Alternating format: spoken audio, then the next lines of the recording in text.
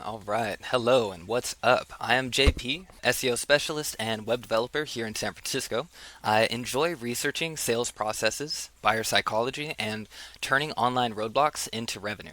This is the Digital Growth Sage channel where I break down and air out the tough stuff that's actually stopping your brand from scaling online.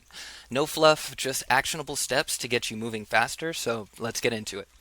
Now, today, content is king, so we're going over a few swaps and updates on live pages and posts. We'll cover quick Elementor edits with text, blog post tweaks, image configurations, and link practices for images and writing content. So let's dive into it.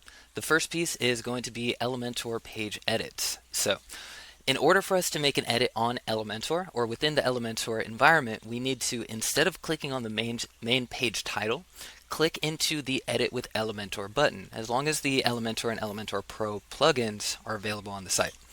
After we click into the Edit with Elementor, we're going to see a building environment specifically made for Elementor so that we have our drag and drop editor already in place. Now, if we want to add to this, we can. I think we added this template in the last video. What we're going to do now is we're going in and making edits to the same page. So, to make edits to headlines or bodies of text, what we would need to do is hover over that area and click into it, and this brings up the element on the left-hand bar so that we can make changes to the settings in terms of its content, its style, and anything advanced that we'd like to get to. Now, if we want to change the content, it's as easy as this. What you would do is you type in the replacement content or the information that you would like to show up as data for this title, and then once you're done, you can click out and continue editing.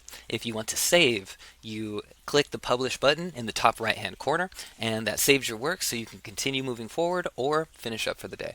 Now, the ability to change the body text is the exact same as any header.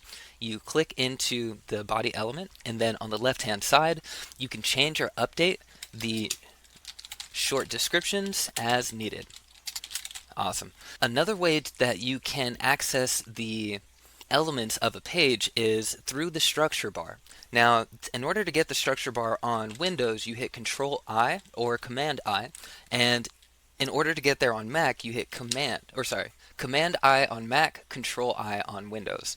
What this does is it brings up the structural hierarchy of the page. You can see at a glance that we have the hero section, and inside of this hero section, we have the first container and the headings that we were just messing with. That heading, text editor, and the button below it all live in this small area, and then the right side of this container is an image. And this is how we would use the structure of the page to navigate outside of just scrolling and clicking. Now, if we want to update or choose an image, what you would do is click into the image, and on the left-hand side navigation pane, we will see the Choose Image option. Once we click into this area, it'll bring up the media library where we can easily choose images that we want positioned there, and then we can hit select in the bottom right-hand corner. This automatically shows up on the page, and then we can go ahead and publish from here, which saves and publishes it to the internet. This is how you'd make quick updates to text or images. The way that you would update this button is by clicking into the button element, and almost the exact same framework as the body text and the titles.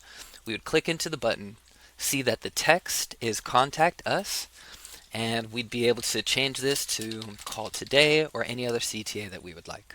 Then for the background color, this looks like it is something in the style.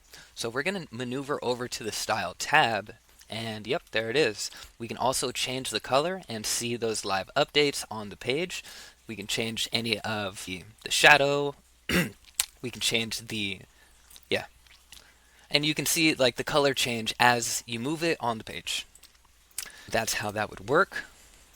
Now, the next thing that's up is going to be blog post tweaks. I'm going to maneuver back to our Gutenberg view and then back to WordPress and over into our tab for posts.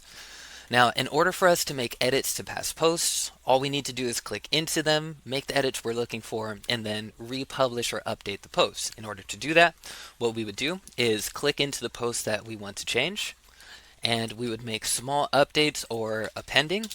We can add to this post as needed or make any updates we'd like.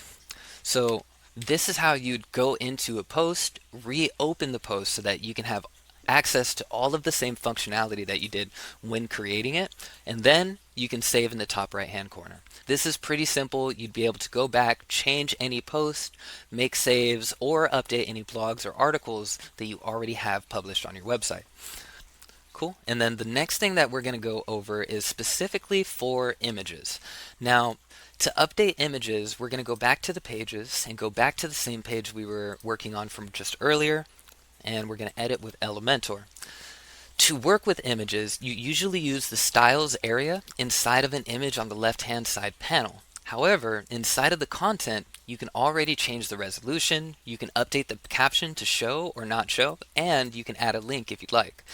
The idea is if you'd want it to be any shorter or taller, you can use these pulleys so that, or you can use the numbers on the right hand side to change the maximum width or the maximum height of any of these images. If you have some stretching or confining that you need to do, this is the location where that would happen. Also, if you want to change the border and the rounding, the border radius, you can also do that from this area.